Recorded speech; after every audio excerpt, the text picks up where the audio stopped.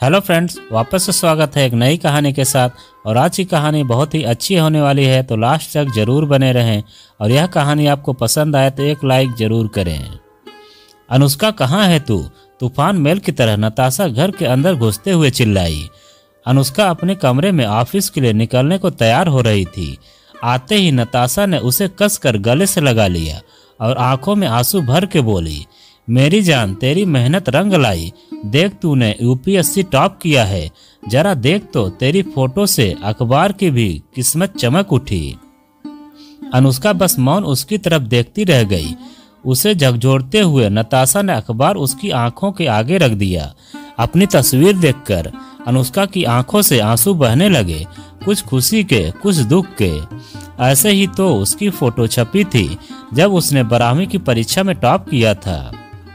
पर इस फोटो और उस फोटो में कितना अंतर था। वह अतीत की उन गलियों के चक्कर लगाने एक बार फिर पहुंच गई, जहां खुशियां भी थी और जिंदगी भर का गम भी। सुंदर चेहरा, खूबसूरत आंखें, लंबे काले घने बाल, बोलते होंठ और उन पर सजी मुस्कान, और होठों के एक कोने में एक छोटा सा काला तिल, मानो उसकी खूबसूरती को बचाने के लिए ईश्वर ने लगाया हो। कुदरत ने कोई कसर नहीं रखी थी उसे खूबसूरती देने में। और सोने पर सुहागा यह कि वह पढ़ाई में हमेशा अव्वल रहती थी, साथ ही अनेक कार्यक्रमों में भाग लेती रहती थी। ईश्वर ने दोनों हाथों से उस पर कृपा बरसाई थी। वह घर की लाडली, रिश्तेदारों की चहेती थी। कॉलेज में और मोहल्ले में उसके नाम की धूम रहती थी। खूबसूरती और स्वाभिमान से सजी वह अपनी ही दुनिया में मस्त रहती थी। दोनों सहेलियां स्कूल में राम लक्ष्मण की जोड़ी के नाम से विख्यात थी। सारा समय दोनों साथ रहती, साथ साथ स्कूल जाती और पढ़ाई करती थी। दोनों ही पढ़ाई में होशियार थी, बस कुछ नंबरों से आगे पीछे रह जाती थी। पर इससे उन्हें कोई फर्क नहीं पड़ता था कि कौन प्रथम आता है और कौन द्वितीय। इस बार उनके 12वीं के पेपर थे। दोनों खूब मेहनत कर रही थी। उनकी मेहनत रंग लाई और अनुष्का ने टॉप किया और नताशा कुछ नंबरों से पीछे रह गई। दोनों सखी सच में बहुत खुश थी। तेरे पापा कितने खुश होंगे, माँ ने कहा मुस्कुराती। माँ अपने आंसू कहाँ छुपा पाई। न चाहते हुए भी वह उनकी सूनी आंखों से झिलमिला उठे। अनुष्का उन्हें पकड़कर पापा की तस्वीर के आगे ले गई, सर झुकाकर प्रणाम किया और बोली, देखो न पापा, माँ फिर से रोने लगी। अब आप ही समझाइए इन्हें, मैं तो थक गई हूँ, मुझे नहीं संभाला जाता। अचानक उसकी आवाज भरभरा उठी, पापा आप क्यों चले गए? आप तो कहते थे मेरी बेटी का अखबार में फोटो छपेगा तो सारे शहर को दावत दूंगा। आप कहाँ चले गए पापा? यह कहते हुए फपक पड़ी। माँ ने अपने आंसू पोंछते हुए उसे सीने से लगा लिया और गाल थपथपाते हुए बोली, पापा की बहादुर बेटी, भला रोती है कहीं? पापा को बिल्कुल अच्छा नहीं लग रहा होगा। पापा का सपना याद है ना तुझे? अनुष्का एकदम चहकते हुए बोली, माँ बहुत अच्छी तरह याद है। पापा का सपना पूरा करना ही तो मेरे जीवन का लक्ष्य है। देखना, मैं एक दिन देश की जानी मानी डॉक्टर बनकर दिखाऊंगी। पापा जहाँ भी, मैं उन्हें निराश नहीं करूंगी। पापा की परी से यही उम्मीद है, माँ ने उसे गले से लगाते हुए कहा। अब अनुष्का का एक ही उद्देश्य था, मेडिकल एंट्रेंस क्लियर करना। नताशा को प्रशासनिक सेवा में जाना था, तो उसने बीए में एडमिशन ले लिया। अब दोनों सहेलियां अपनी पढ़ाई में बिजी हो गई। जब भी मौका मिलता दोनों मिलती और अपनी बातों में गुम हो जाती। अनुष्का की मेहनत रंग लाई और उसे एक जाना माना कॉलेज मिल गया। माँ ने राहत की सांस ली। अपनी निश्चित आमदनी में उसके कॉलेज की पढ़ाई का खर्चा उठा पाएगी। अब अनुष्का एक नए सफर के लिए तैयार थी। कब तक अखबार को यूं ही घूरती रहेगी? किन ख्यालों में खोई है? उसे झकझोरते हुए नताशा बोली, हाँ कुछ नहीं, कहते हुए अनुष्का अपनी आंखों से आंसू पोंछने लगी। तेरे दिल की हालत समझ सकती हूँ। यह कहते हुए नताशा ने उसे गले से लगा लिया। अनुष्का को छेड़ते हुए वह बोली, साहिल को खबर नहीं करनी क्या? वह दीवाना कब से इस खबर का इंतजार कर रहा है। कुछ भी कहती है, सोच तो लिया करो, क्या बोल रही है? वह मेरा दोस्त है, शुभचिंतक है, कोई दीवाना नहीं। नताशा उसके हाथ को अपने हाथों में लेकर बोली, मैंने साहिल की आंखों में वह प्यार देखा है अनुष्का, वह भले ही कुछ नहीं कहता, पर जो दिखता है उसकी दोस्ती से कहीं ज्यादा है। या तो तुझे नजर नहीं आता, या तू नजरअंदाज करना चाहती है। हाँ नताशा, नजरअंदाज ही करना चाहती हूँ उन सारी भावनाओं को जो मेरे दिल में उठती हैं, जो साहिल की नजरें बयां करती हैं। हम बस अच्छे दोस्त हैं और यही रिश्ता मैं उसके साथ उम्र भर रखना चाहती हूँ। किसे धोखा दे रही है तू अनुष्का? तू खुद से झूठ बोल सकती है, पर तेरे दिल को समझने में मैं कभी भूल नहीं कर सकती। मैं जानती हूँ तू साहिल को कितना चाहती है, पर कहने से डरती है। हाँ नताशा, मैं अपने दिल में उठे हर ख्याल को, हर भावना को मार देना चाहती हूँ। मैं साहिल की जिंदगी कभी खराब नहीं कर सकती। उसकी दोस्ती ही मेरे लिए बहुत है। मैं अपनी पूरी जिंदगी इसी के सहारे काट लूंगी, पर उसे कभी यह एहसास नहीं होने दूंगी कि मेरे दिल में उसके लिए क्या है। सूनी नजरों से बाहर सड़क की ओर देखते हुए उसने कहा, अच्छा मेरी माँ, चल अब उसे फोन करके बता तो दे, उसे क्यों खुशी से वंचित कर रही है। हाँ करती हूँ, कहते हुए अनुष्का ने साहिल का नंबर डायल किया। पूरी रिंग जाने से पहले ही साहिल ने फोन रिसीव कर लिया। साहिल, मैं जानता हूँ, अभी देखा मैंने, बस तुम्हें फोन लगा रहा था, चहकता हुआ वो बोला। आज बहुत खुश हूँ मैं। यू आर जीनियस यार, तुम्हारी मेहनत रंग लाई। I am so happy. यह बताओ कब मिल रहे हो? अनुष्का, कल मेरी कॉन्फ्रेंस है, उसके बाद मैं आता हूँ, तुम्हारे घर साथ खाना खाएंगे। ठीक है साहिल, आ जाओ, मैं इंतजार करूँगी। कहते हुए अनुष्का ने लंबी सांस लेते हुए फोन को रख दिया। मुझे भी भूख लगी है, इतनी देर से आई हूँ और तूने पानी के लिए भी नहीं पूछा। नताशा मचलती हुई बोली। आजा बेटा, तेरी पसंद का पास्ता बनाया है, अनुष्का की माँ ने आवाज लगाते हुए कहा। माँ को मेरा कितना ख्याल है, और एक तू है, कहती हुई नताशा माँ के गले लगती है। आंटी, इसने यूपीएससी टॉप किया है, ये देखो अखबार में फोटो छपी है इसकी। इतनी अच्छी खबर लाने के लिए मुंह मीठा करना तो बनता है। मिठाई का टुकड़ा उसके मुंह में घुसाते हुए माँ ने कहा। अनुष्का ने पैर छुए तो उन्होंने उसे गले से लगा लिया। बेटी के संघर्षों को याद करके उनकी आंखें भर आई। आंसू पोंछते हुए उन्होंने दोनों सहेलियों को खाना परोसा और प्यार से खिलाने लगी। कुछ देर बैठकर नताशा अपने घर चली गई और माँ आराम करने। अनुष्का अकेले अपने कमरे में पलंग पर आकर बैठ गई। ऑफिस से तो छुट्टी ले ली थी। जून के महीने की दोपहर चिलचिलाती धूप ने हर जगह अपना कब्जा जमाया हुआ था। पूरा रास्ता सुनसान पड़ा था। अनुष्का खिड़की से शीशे से बाहर देखती हुई सोचने लगी, उसकी जिंदगी भी तो इस सड़क की तरह सुनसान और वीरान हो गई थी। वह तो न जाने कहां से साहिल उसकी जिंदगी में उम्मीद के बादल की तरह आया और उसकी जिंदगी की उदास वीरानिया की तपिश को अपने स्नेह की वर्षा से भिगोकर खुशनुमा बना दिया। एक बार फिर वह अतीत के गलियारों में जाने से खुद को नहीं रोक पाई। पूरे जोश, उत्साह और आत्मविश्वास से उसने एमबीबीएस में एडमिशन लिया। वह बहुत खुश थी। कॉलेज के पहले दिन जब क्लास में इंट्रो करवाया गया तो उसकी एकेडमिक रिकॉर्ड को देखकर सभी बहुत प्रभावित हुए। उसकी सुंदरता, बुद्धिमत्ता और अच्छा व्यवहार ने सभी को अपनी तरफ आकर्षित किया। क्या टीचर, क्या सहपाठी। जल्द ही उसकी वहां भी दोस्त बन गई थी। हंसते खेलते एक बार फिर कमर कसकर नई जंग के लिए तैयार हो गई। क्या सारे दिन किताबों में सिर घुसाए बैठी रहती है लाइब्रेरी में? उसके हाथ से किताब लेते हुए नेहा ने कहा, चल कैंटीन कॉफी पियेंगे। पूनम भी उसकी हाँ में हाँ मिलाने लगी। अब वह कैसे मना करती भला।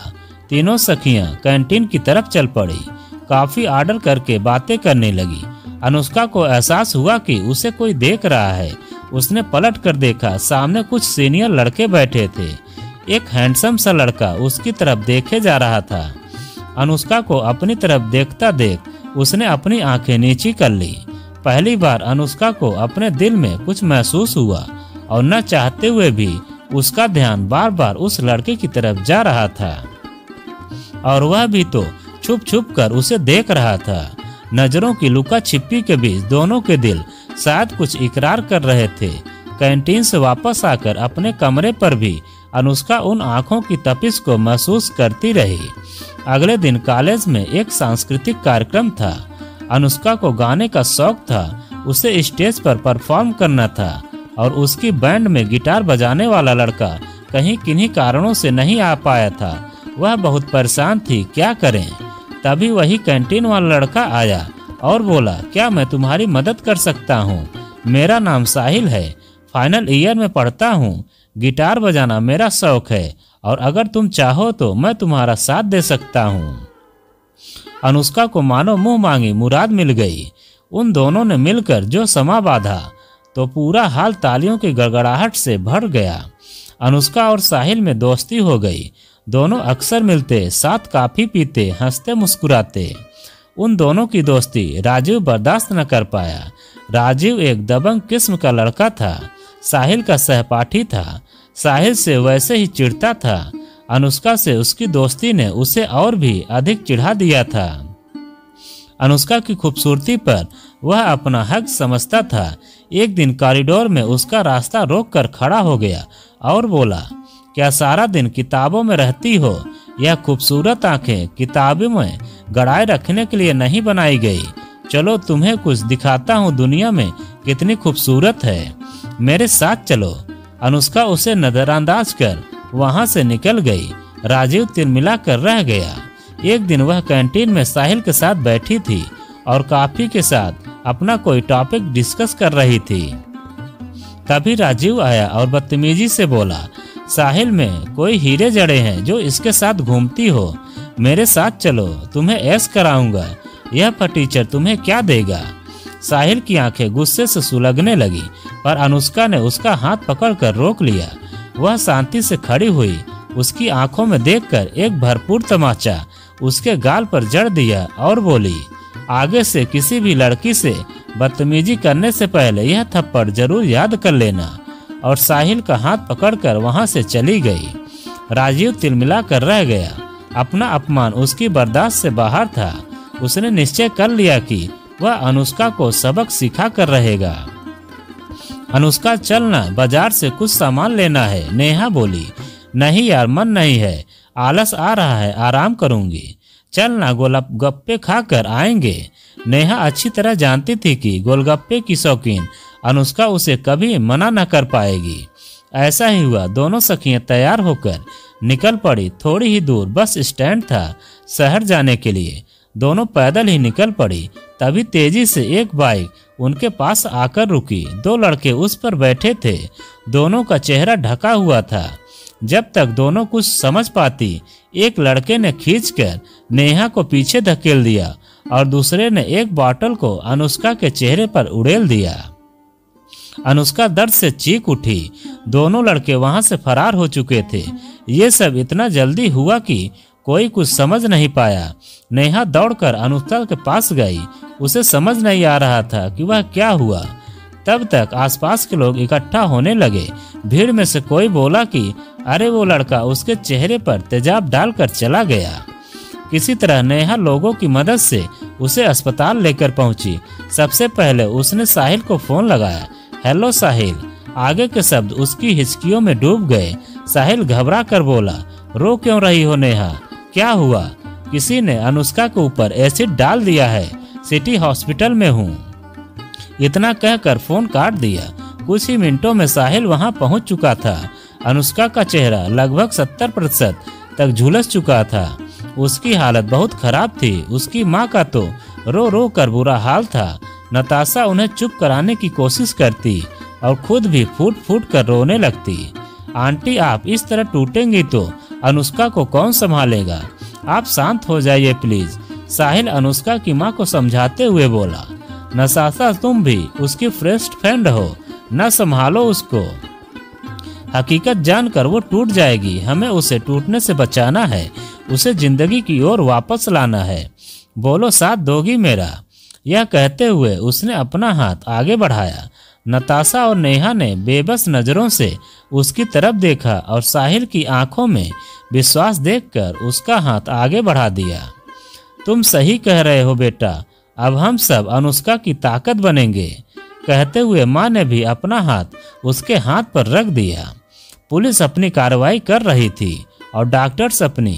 कुछ दिनों में अनुष्का अपने घर वापस आ गई। उसके तन के घाव भरने लगे थे, पर मन के घावों का क्या, वो नासूर बनकर उसे पीड़ा देते रहते थे। जब भी वो शीशा देखती घबरा कर आंखें फेर लेती। हर बार साहिल आकर उसे संभाल लेता। जब भी उसकी आंखें बरसती तो वह आंसुओं को अपनी हथेली में समेट लेता। माँ के प्यार और दोस्तों के साथ साथ वह धीरे धीरे अपनी जिंदगी में फिर लौटने लगी। अपने आंसुओं को उसने अपने अंदर दफन करना सीख लिया। शरीर के घाव भरने में साल भर लग गया। उसकी सारी पढ़ाई खत्म हो चुकी थी। वह समझ नहीं पा रही थी कि क्या करे। उसके अधूरे सपने की याद उसे कटी पंछी की तरह तड़पा रही थी। नताशा और साहिल की लाख कोशिशों के बाद भी अनुष्का सामान्य नहीं हो पा रही थी। ये दोनों ही अच्छी तरह जानते थे। उसकी सूनी आंखें और नकली मुस्कुराहट उसके दिल का हाल बयां कर जाते थे। आंटी देखिए मैं क्या लाया हूँ। एक दिन साहिल चहकते हुए घर में दाखिल हुआ। आज बड़े खुश नजर आ रहे हो, ऐसा क्या है? हम भी तो जाने। माँ ने कहा। नहीं, पहले अनुष्का को बुलाइए, तभी बताऊंगा। अनुष्का जरा यहाँ आओ। माँ की आवाज सुनकर वह बाहर आई। अनुष्का देखो, मैं तुम्हारे लिए ग्रेजुएशन फॉर्म लाया हूँ, इसे भर दो। नहीं साहिल, अब मैं पढ़ाई नहीं कर पाऊंगी, हिम्मत ही नहीं है। अनुष्का धीरे स्वर में बोली। जानता हूँ अनुष्का, तुम्हें सपना पूरा न होने का दुख है। जरा सोचो, अगर पापा होते तो तुम्हें इस तरह हताश होते देखते तो कितना परेशान होते। यह सही कि तुम डॉक्टर नहीं बन पाओगी, पर और भी तो रास्ते हैं जिंदगी में। माँ पापा अपने बच्चों को खुश और सफल देखना चाहते हैं। रास्ता चाहे जो भी हो, तुम एक बार फिर से पढ़ाई शुरू करके देखो। नताशा भी चाहती ही कि तुम यूपीएससी का एग्जाम दो। वह तैयारी कर रही है, तुम्हारी पूरी मदद करेगी। बेटा, रास्ता चाहे जो भी हो, माँ बाप अपने बच्चों को सफल देखना चाहते हैं। हमें पता है हमारी बेटी बहुत समझदार और मेहनती भी है, सफलता जरूर मिलेगी। सबके समझाने से वह फॉर्म भरने को तैयार हो गई। नताशा और साहिल अपनी किताबें लेकर आ जाते और तीनों जमकर पढ़ाई करते। अब अनुष्का को भी पढ़ना रास आने लगा और वह फिर एक बार अपनी पढ़ाई के लिए कमर कस कर तैयार थी।